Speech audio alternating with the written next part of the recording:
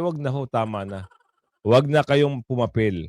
Kasi nasisira at gumugulo lang lalo ang Pilipinas. Kaming napagkaisahan. 11 kaming tumatayo ngayon at parang nagkaisa-isa, kulang na lang kami mag-blood compact na 11. Yun, Hindi kami gawin nyo yun, oo. Oo, tapos ipakita nyo sa mga taong bayan. Pero hindi na ho kayo makakakuha ng 13. At hindi ho kayo susuporta ng taong bayan. Alaman nyo kung bakit nakita nyo naman nagpupuputok ang butsi nitong mga abogado natin sa paglabag ng mga karapatan. At ito po, hindi po opinion ang ibibigay ko. I leave that up to the others. And I challenge everyone, including biased media, to fact-check me. November 6, 2025, it unsealed the warrant only on May 11, 2026. The warrant orders the arrest and surrender of Senator De La Rosa under Article 102 of the Rome Statute. To surrender Senator De La Rosa is to deliver him to the custody of the ICC in the Netherlands, a foreign jurisdiction where Philippine laws have no force and Philippine courts can do nothing. Yes. Good morning mga kasama. Nandito naman tayo sa Kuya Goods nagbabalik. At syempre kung hindi ka pa nakasubscribe, pa-subscribe na lang po at hit mo na rin yung bell para lagi kang updated sa ating mga video. At andyan lang po yung join button. Pindutin nyo hulang. At sa dulo ng ating video, yung shoutout segment natin, andun pa rin. Kaya tapusin nyo ang video natin na ito. At syempre, bago natin erekta, naku po, mukhang nakakatunog na itong minority. Kaya ngayong araw, malalaman natin, baka magkaroon naman ng fireworks dyan sa Senado. Hindi ho malabo. Kasi ho, napapag-usapan na itong flood control. Maaari na humbuksan sa Blue Ribbon itong mga dorobo at itong mga dumorobo. Ano yung Kuya Goods? Anong ibig mo sabihin? Di ba ho, nagpalit na ng liderato? So may posible na hong mangyari na paimbestigahan na itong si Saldico, Martin Romualdez, Bersamin at itong mga 18 Marines. Paano mo nasabi ang Kuya Goods? Ito ho, may post na ho. Si Amy Marcos, si Ate Amy, na ito, lawakan nyo na lang yung inyong pag-iisip, kamusta po SP Alan Peter Cayetano? Senator Pia Cayetano. Tara G, les! Ito sabi niya dito. Tinawagan ko ang aming Senate President, Alan Peter Cayetano, buksan ang Blue Ribbon Committee, aray mo. Ito na ho ata yun. Buksan ang Blue Ribbon Committee. Para saan? Tanggalin lahat ng takip sa flood control. Ayun na. Ping-ping! Ping-ping! Naririnig mo to, ping-ping. Tanggalin lahat ng mga nagtatakip sa flood control. Ipatawag ang 18 Marine, Saldico at ang mga Bersamin, aray mo. Dito na ho, magkakawindang-windang itong mga nababanggit na pangalan. Noong mga nakaraan, nagagawan pa ng kwento at natatakpan pa kayo, napapagtakpan pa kayo ng mga dumorobo sa mga mali-maleta, ngayon hindi na ho mapapagtakpan dito. Pero nagtaka lang tayo. Dito lang tayo nagtaka dito kay Ate Aming.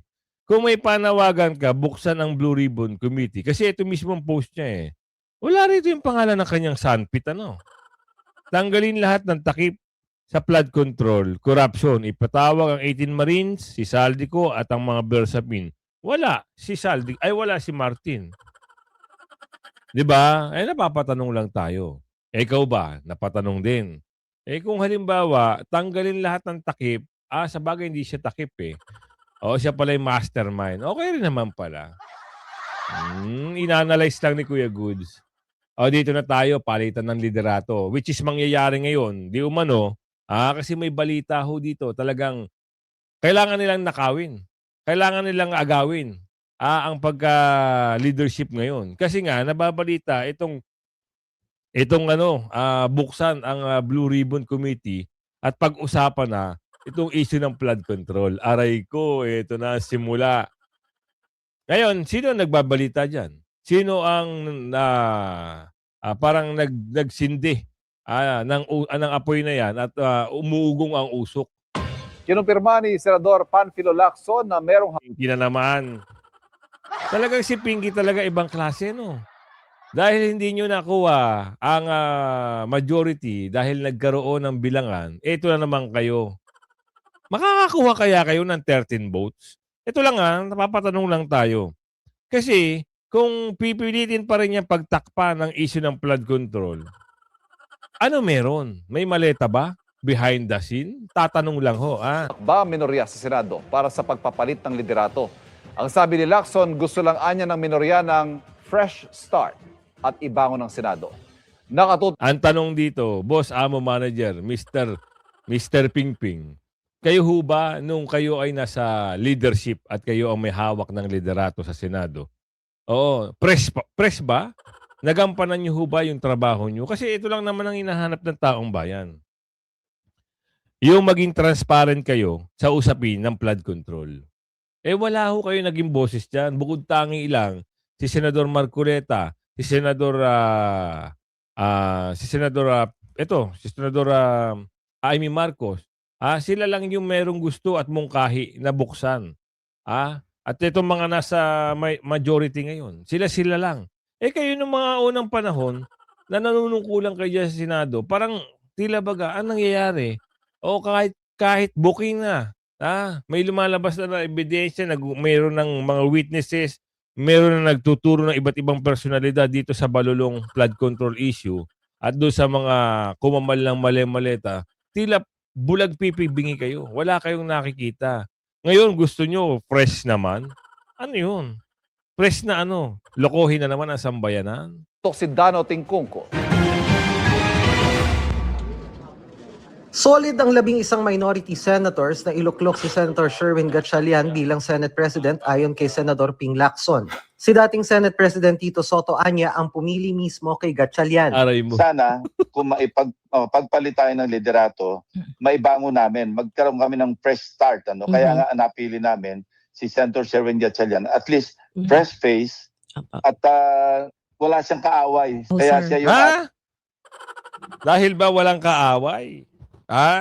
Nakukuha nyo ang leadership ngayon? Magbilang ho kayo Gawin nyo yung tama, yung math.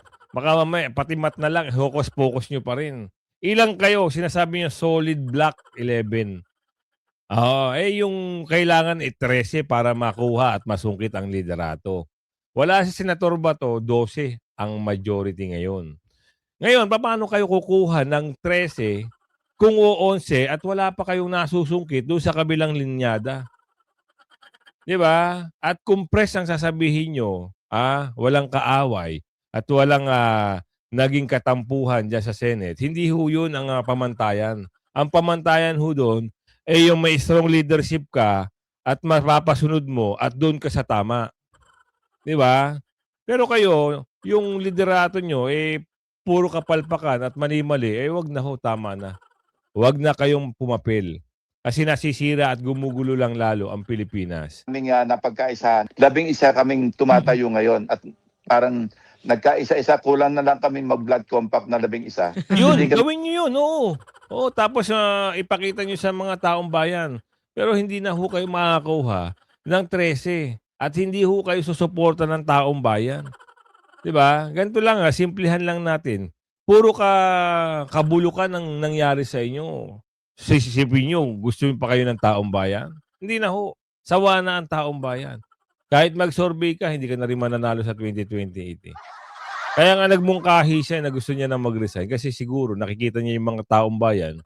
Ito, may pahina to, may page to. Tinatawanan ho siya. Kada post ng mama, puro tawa ang nangyayari.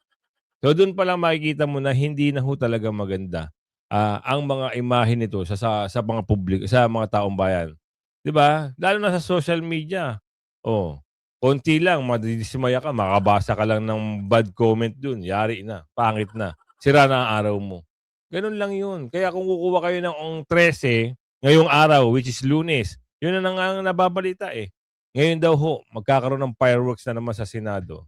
Hindi malabo yan. Meron talaga magsasalita dyan. Kung sino yan, alamin nyo mamaya. May papayag na hindi si Sherwin Gatchalian Ayun. ang Kita nyo, hindi raw sila papayag.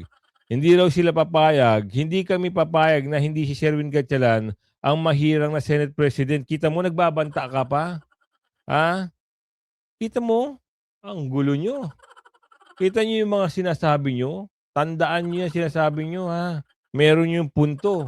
Hindi kayo papayag, na hindi si Sherwin Gatchalian ang mahirang na Senate President. Ibig sabihin ko, umikilos talaga kayo at gumagawa kayo para na naman, mapagtakpan na naman itong panungkala at tinawagan ni Amy Marcos si Alan Peter Cayetano na simula na sa Blue Ribbon. Kaya takot na takot. Kaya pala hindi sila papayag na hindi mahirang itong si Win.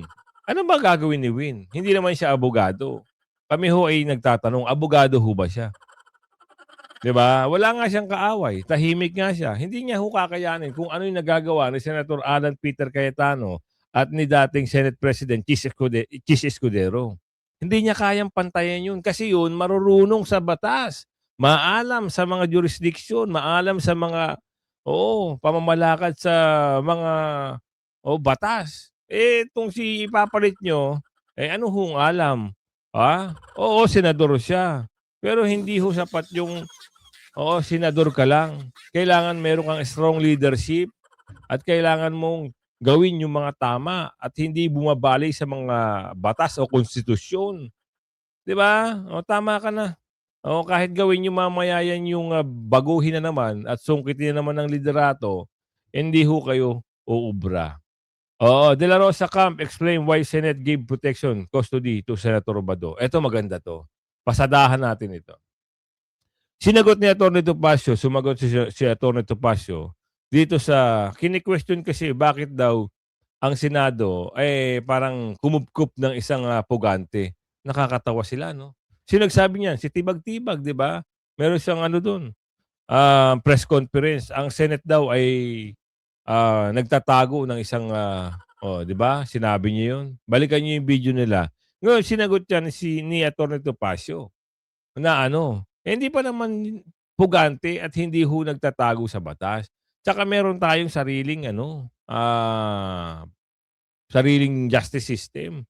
Ito paliwanag. Thank you, Bobet. Thank you, Jimmy. Thank you, Yvette, mga kamanyeros, ipanyeras. Okay, before I answer that, if you would bear with me, and I promise you, this is the first and only time that I will speak dahil mas alam nitong dalawang ito ng mga panyero ko ng pangyayari sa loob. Bibigyan ko lang ng premise yung kung bakit binigyan ng protective custody. And at the same time, yung mga gustong magpaliwanag ay malaman nyo kung bakit nakita nyo naman nagpupuputok ang butsi nitong mga abogado natin sa paglabag ng mga karapatan. At ito po, hindi po opinion ang ibibigay ko. I leave that up to the others. And I challenge everyone, including biased media, to fact-check me every step of the way sa sasabihin ko. Okay. Fact yun, brother, no? F-A-C-T. Fact yun. Fact check. Kinlaro ko lang. I-fact check nyo ako, ha, kung hindi tama ang sinasabi ko. Para lang makita natin yung konteksto kung bakit sinasabi nila yung mga sinasabi nila, no? Okay, let's go back. Let's start from the very beginning. A very good place to start. Sabi nga sa Sound of Music, May ICC warrant. Okay, warrant. Granted, walang argumento dyan. Ang issue, may that be implemented in the Philippines. Bakit pumalag ang bagong liderato ng Senado? Okay, laging sinasabi ng mga tao, may warrant dapat i-implement.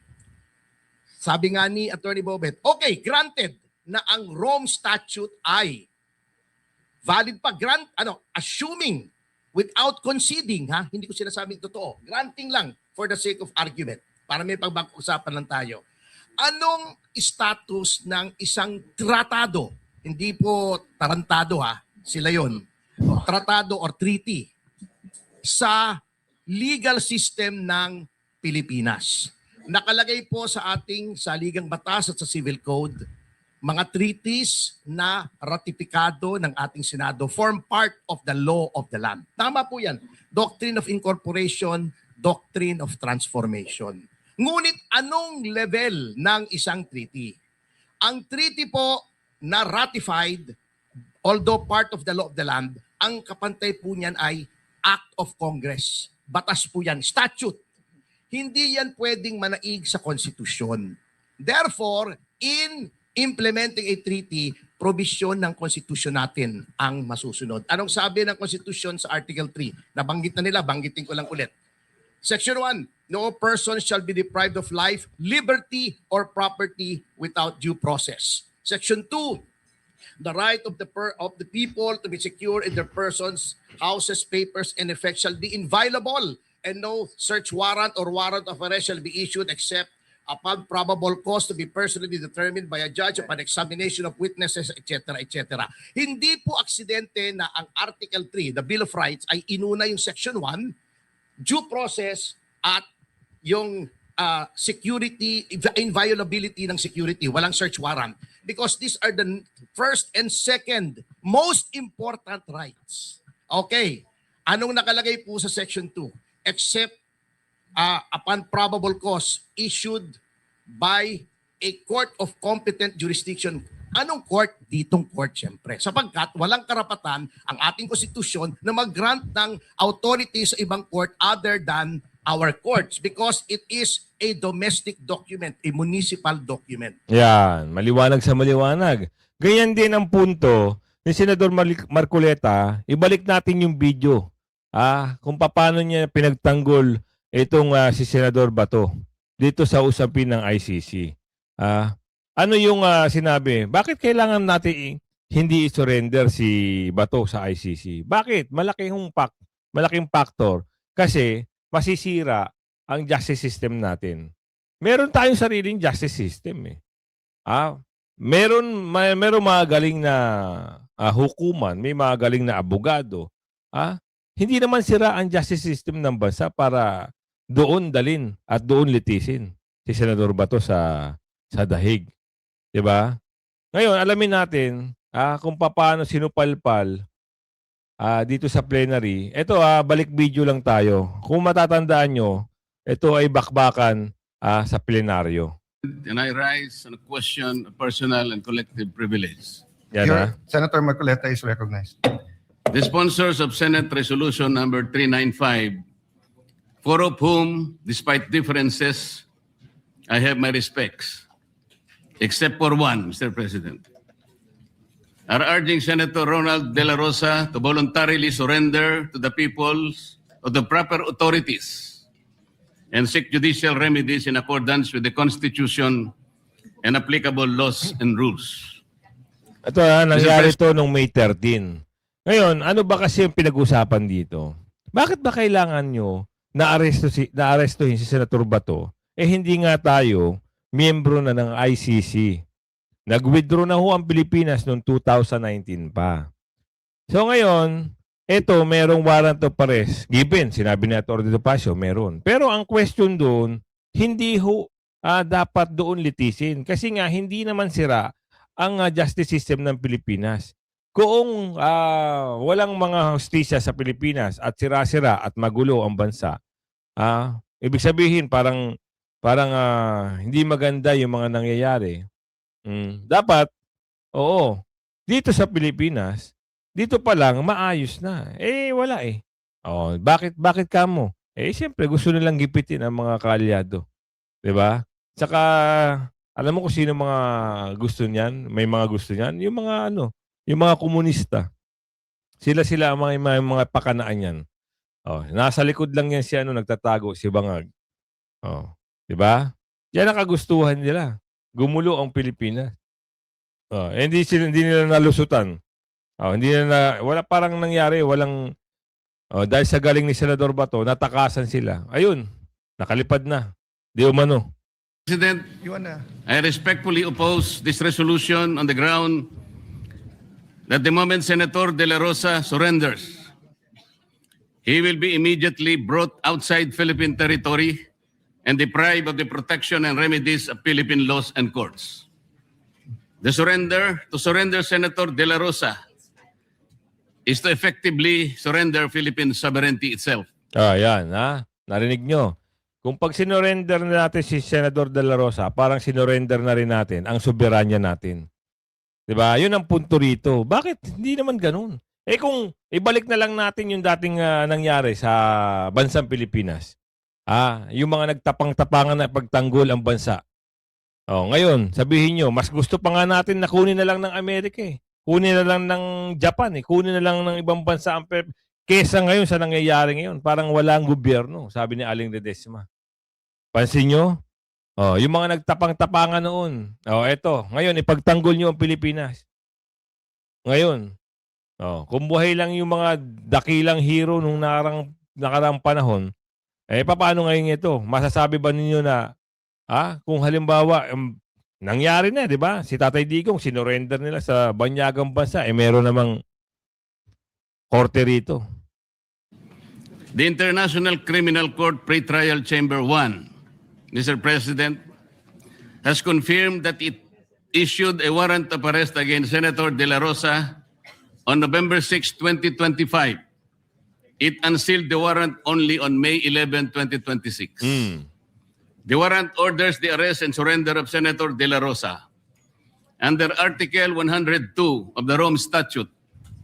To surrender Senator De La Rosa is to deliver him to the custody of the ICC in the Netherlands, a foreign jurisdiction where Philippine laws have no force and Philippine courts can do nothing. While the sponsors pretend that they want Senator De La Rosa surrendered to authorities in the Philippines, in reality, they want him handcuffed, dragged to the airport, dumped on a plane, and vanished to the clutches of the ICC in the Netherlands. While the sponsors claim they want Senator De La Rosa to avail of Philippine judicial remedies, in reality, they want him removed from territorial jurisdiction of the Philippine courts and therefore deprived of the rights and remedies that every Filipino enjoy under our laws and constitutional protection of due process. Iyon ang punto ni Senador Marcoleta. Maraming hindi nakakaintindi rito. Maraming ang hindi alam kung bakit pinagtatanggol niya.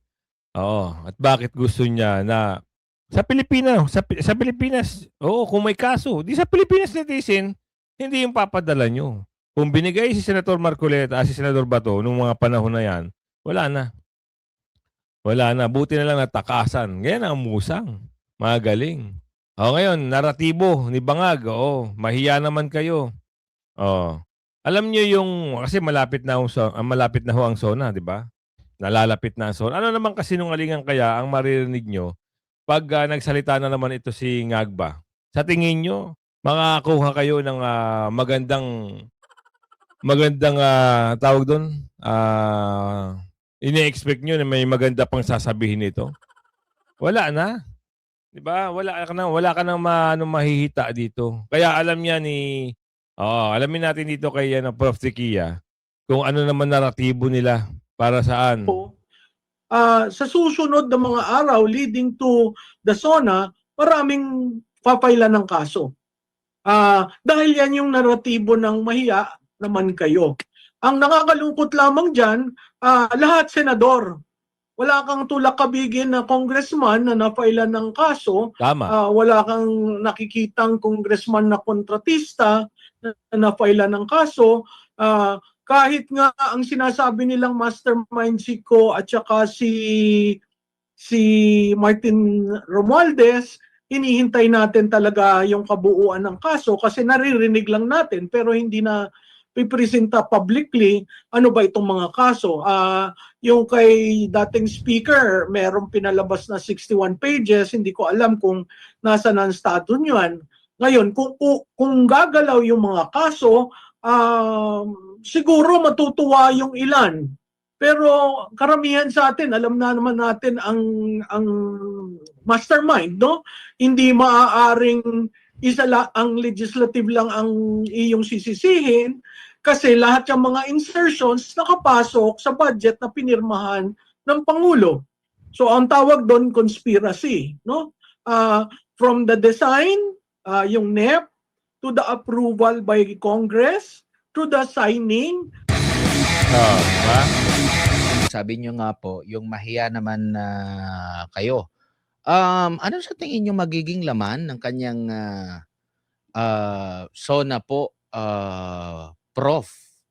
ito ba, tingin nyo rin po ba maraming magiging sacrificial lamb dito sa mga susunod na mga araw, considering marami na tayong naririnig, binuhay ulit yung kaso with yung reklamo kay Senador Chis Escudero, yung kay Joel Villanueva, yung kay Jinggoy Estrada, nauna na si dating Senador Bong Revilla. Sapat na ba ito para ma-justify yung kanyang kampanya kuno laban sa korupsyon? Well, wala kasi ako nakikitang pwedeng good news na Yeah. masabi niya. Siguro yung pagdidistribute ng ayuda, pero yun rin, may problema. Ang ekonomiya natin, bagsak. Grabe, no? Parang doon na lang sa ayuda, nabubuhay ata itong mga to eh. Bakit? Kung hindi sila magbibigay ng ayuda, mas hindi sila kikita. O kasi gagawa na lang ng kwento yun eh. Halimbawa, si ayuda, nagbigay ng 5,000. O tapos dadagdagan nila siguro yun, di umano. Di ba? Hindi, tsaka yun ay pansuhol na lang sa taong bayan. Yung ayuda na yan. Para pabanguhin ang pangalan. Pero hindi eh. Mabantot na ho ang pangalan nito ni Bongit eh. Noon, simula nung binira niya si BP Sara, at gusto niyang agawin o gusto niyang agawin ng pinsan niya yung leadership ng pagka-vice president o makuha yung pesto, hindi na ho bumango ang pangalan nito. Ngayon, gumagawa sila ng paraan, magbibigay sa'yo ng AIX, ayuda, o bigas. Asan yung 20 pesos na bigas? Hanggang ngayon, palaisipan ho kung saan ka makakabili ng. Kung meron man, hindi sana, gandahan nyo. Yung maputing bigas naman sana, wag yung itim na may mga bato-bato, tapos amoy, hindi mo malaman. May nag-comment nga sa akin, Kuya Goods, yung bigas na binibenta na 20 pesos, pangkain lang daw sa baboy. O, kita nyo na ho. Oo, ginagawa nyo timawa ang. Hindi napag-usapan lang.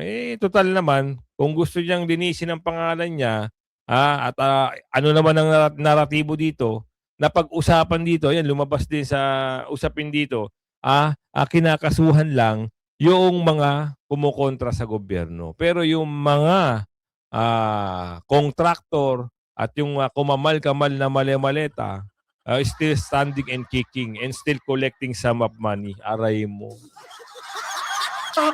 Stagflation tayo.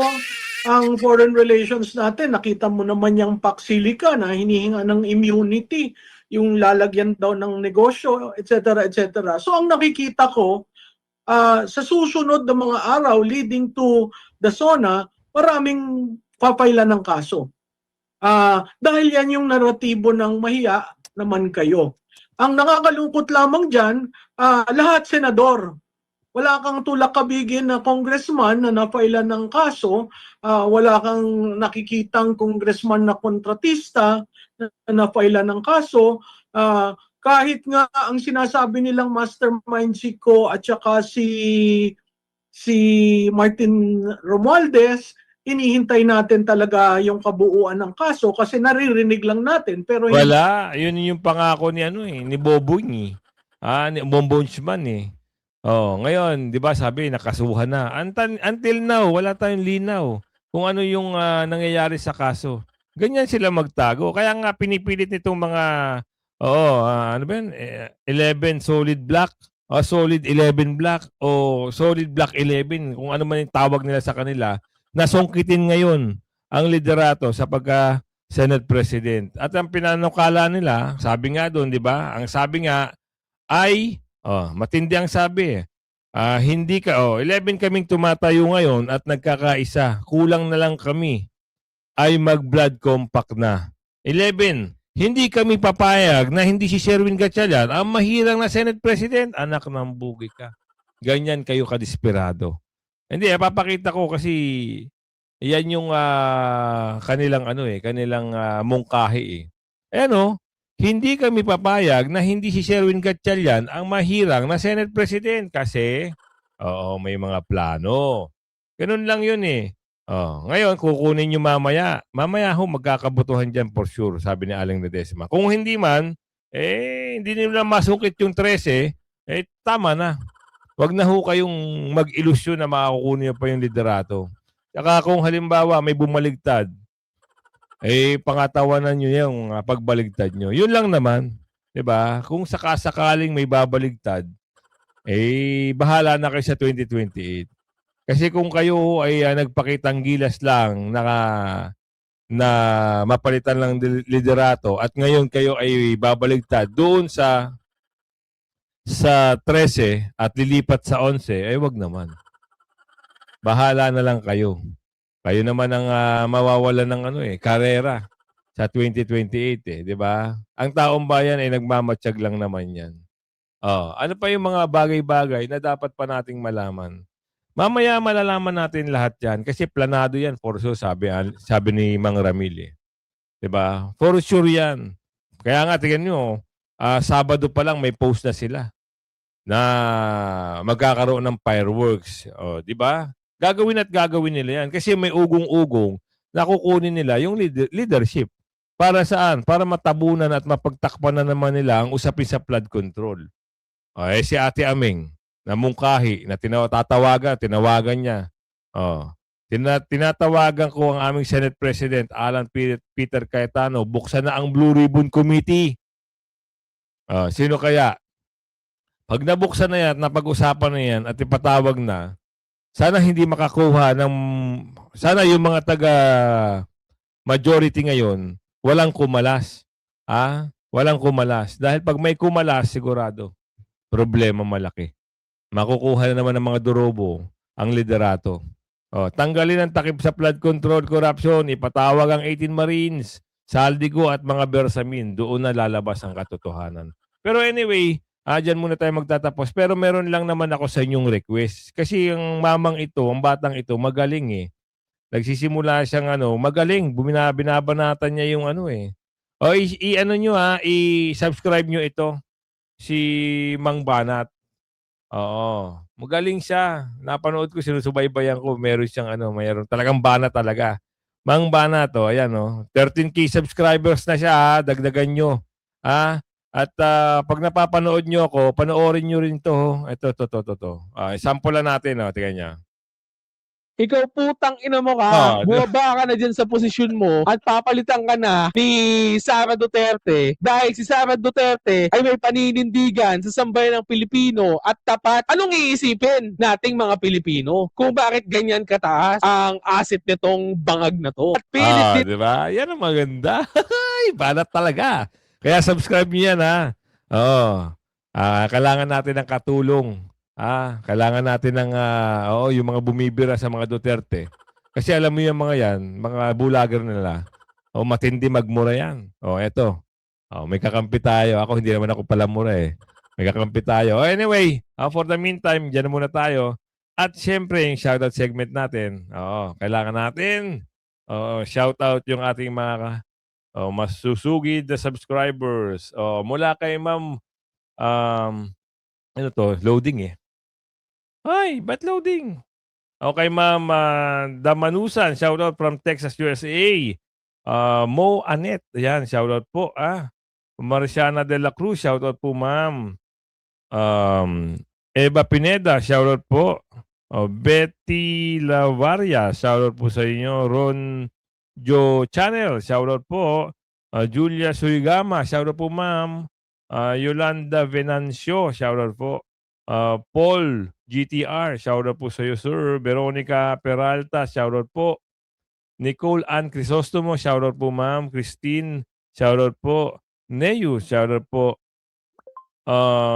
Pepina Jerry, shoutout po. Pitts De Leon, shoutout po. Lerma Jacinto, shoutout po. Dolores Diaz, shoutout po sa inyo. Tess Fernandez, shoutout po. Romeo Castro, shoutout po sa iyo. Marcelo Mondido, shoutout po. Romulo Malanlasa, shoutout po sa inyo. Jeffrey Apada, shoutout po. Jenny Cabardilla, shoutout po sa inyo. Jess, shoutout po. Walor Titan, shoutout po sa inyo. Royski, shoutout po. Rayban 20, shoutout po sa iyo. Cristo J. Halayhay, shoutout po sa inyo. Papadois Taxe Reyes. Shoutout po sa inyo. Assessor's Office. Assessor Office. Saan tong Assessor Office? Baka pwedeng pa-comment naman. Meron lang po akong tatanong. Oo. May tatanong lang po ako ha tungkol sa mga bagay-bagay na lupa. Alan Cabadilla, shoutout po. Randy Paelma, shoutout po sa inyo. Florencia Malana, shoutout po. Rob BC, shoutout po. Israel Pina, shoutout po. Moanet, shoutout po. Dolores, ayan, shoutout po sa iyo. Marciana, ayan ayun, no, mga na-shoutout natin. Sino pa ba? Roto Vegas ng New Zealand, shoutout po. Zane po, shoutout po. Janelle Ling, shoutout po sa inyo. Benavendo Lantao, shoutout po. Sino pa ba to? Karen, si Ma'am Karen Panganiban, shoutout po sa iyo. Eduardo Dumigpi, shoutout po. Ruel Ruel Pero, shoutout po sa inyo. Norma Binudan, shoutout po sa iyo. Silvia Claudio, shoutout po. Mecolita, shoutout po. Ayan, kung umabot tayo sa video na to. At yun nga pala, no? Pa-comment po ako sa sa mga nagtatrabaho sa Bureau of Land. Meron lang ho ako itatanong. Baka makatulong at matulungan ako. Maraming salamat po hanggang sa muli. Bye-bye!